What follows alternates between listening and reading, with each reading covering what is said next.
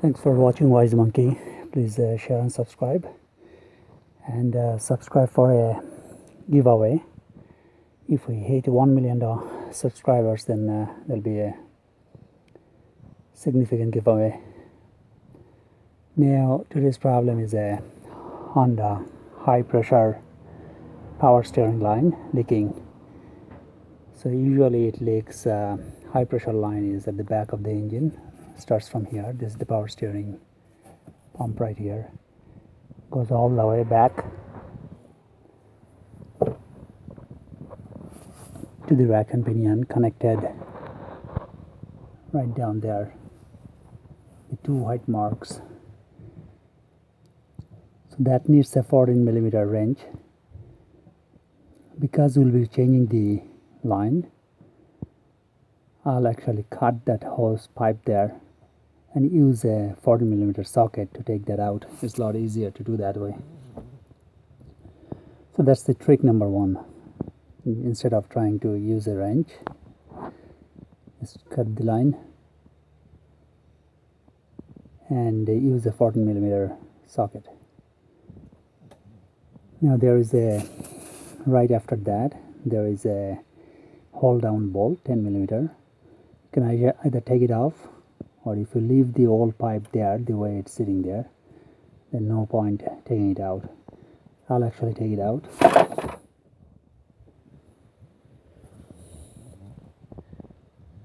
So first thing to do is use a flathead, turn these two tabs 90 degrees and lift this up.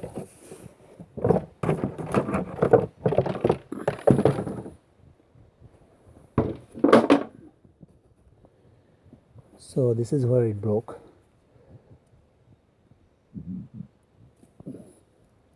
Two 10mm takes it out. The old hose, there's a clamp right here. There's a 10mm. It goes from the top. Right there, it goes from the top. So take that out. And then the connector.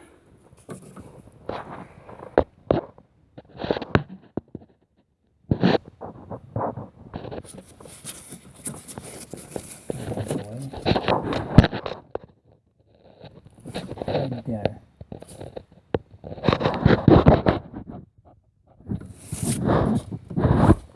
There's the electrical connector for the high pressure sensor. To disconnect it, turn the wheel to the left all the way, steering to the left all the way, and go from the side.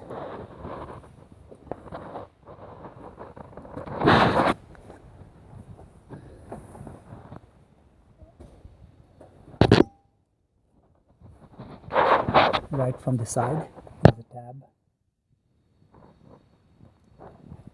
Disconnect that. We'll need the sensor, so either take the sensor out from the side as well, or it will come out when the inter pipe comes out. So now we'll take the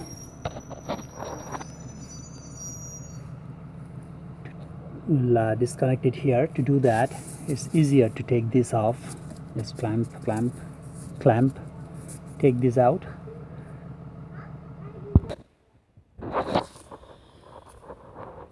So I disconnected this too. It's a bit easier to do it from underneath. If you have access to jack, safely jack the vehicle, then from underneath it's possible to do it probably easier and better. And so that has to come off. I'll actually break it there and use a 14mm socket and ratchet and just bring it out. And the other hold down bolt, 10mm, is right at the back of it, so that has to be taken out too.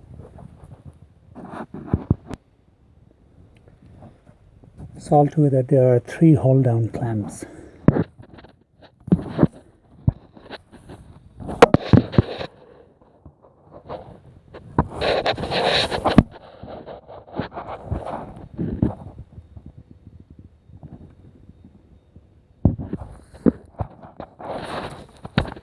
That's how I cut it, and managed to take the hold down clamp out from this side. There are 2, one here at the top, is right there.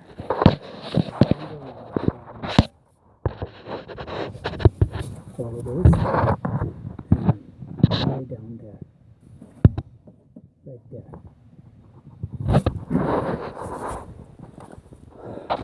All accessible from the top actually.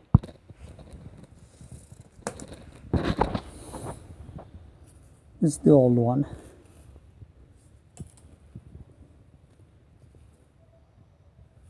Came out. Now here we probably need a 16 or 17 millimeter wrench. Put it in a vise and turn it, or just install a new sensor, power steering pressure sensor. This is the new hose, about $70. I'll give you links in the description of the video where you can find it. And this is number 14 brake line wrench it needs to install. But to take out, I'll be using this 14 into the spot that I showed, that we cut it there. So we'll just use it from this side, take it out, because that's the old one is really rusted. So it's the easiest way. That's the trick. That's the, I would say, the toughest part of it, of this center job. And there are 3 brackets, hold down clamps altogether. So 1 at the very top, 2 right on the subframe, and the other one on the other side of the subframe. I accessed all using 10 millimeter from the top, not from the bottom of the car, but it needs extra long monkey arms. So hope this helps. Now installation is the reverse, and hopes this video helps. Please share and subscribe. One trick is during installation, put some lubrication here, a little bit of engine oil, so that the gasket doesn't get damaged. And then refill the power steering reservoir. Check it after driving for a while, and then good. It shouldn't be whining. At the beginning it will be whining, then it should go away. The power steering pump shouldn't whine once it's all done. Work safe at your own risk, but make everything safe. Take your time, no rush. Hopefully this helps. Thanks for watching. To take the old pressure switch off, put the old one back in a vise. It actually broke a wrench. It's so jammed. Then I grind it off the top of it to be able to release this thing from here. Not ideal, but it works. So one side slowly, not go too far to damage the thread, but so grind it off and take this one out. Put a new seal. The old seal, this one, was damaged anyway, and put a new rubber seal, and now I'm gonna put it back on.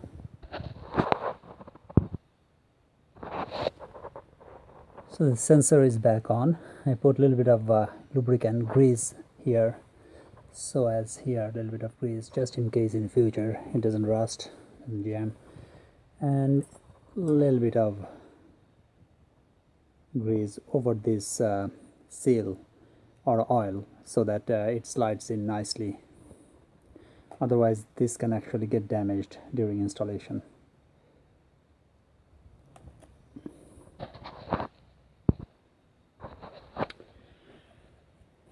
Slide the end from the top of the engine all the way and below these cables, below these wires, and then slide it in, bring it all the way out on that end.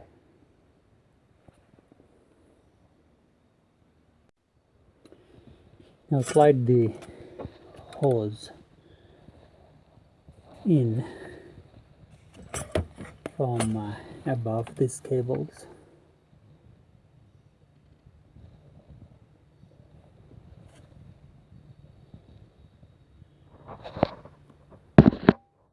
And it goes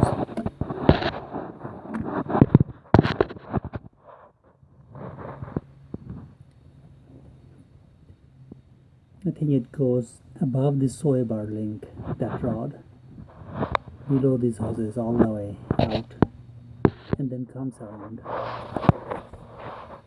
So above the soy bar, behind, and comes around. Let's try. So managed to bring that.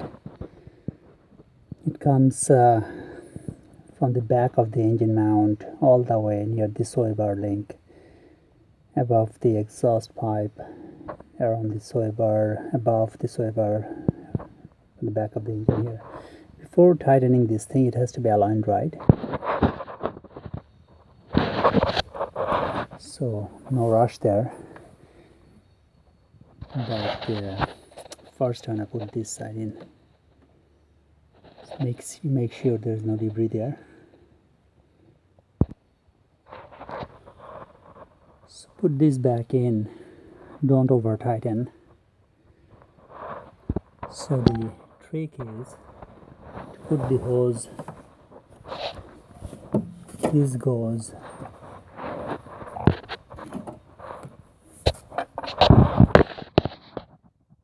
that's the routing. I don't know if you can see it. So it doesn't go through any other pipes, any other thing. It's at the very back, above the subframe, and it bolts on. The hold down bolts onto the subframe. Now I'm gonna put the clamps back on. I'm gonna tighten this side, tighten that, align it. Do not damage the thread. Align it. The thread can be easily stripped. And need a brake line wrench like this one. Number 14 is this one, to tighten that flare nut. Okay, so hope this helps. Please share and subscribe, and subscribe. One of the subscribers, lucky ones, 1 or 2, will get a big prize if we hit 1 million subscribers ever. Okay, at least hope this helps. Thanks for watching. So forgot to mention, connect these hoses back in, all 4. You can see we disconnected these 2 and these 2, and it's all nice and tight there. And also connect the power steering pressure switch, the electrical connector, connect it right at the bottom there, and fill up the fluid up to the cold level. It's gonna recheck it in a day or 2 after driving. It's gonna make some noise because there's lots of air in the system right now, the air bubble coming, and usually in a day or so it will go away. It will not whine anymore. Okay, hope this helps. Please share and subscribe. Thank you.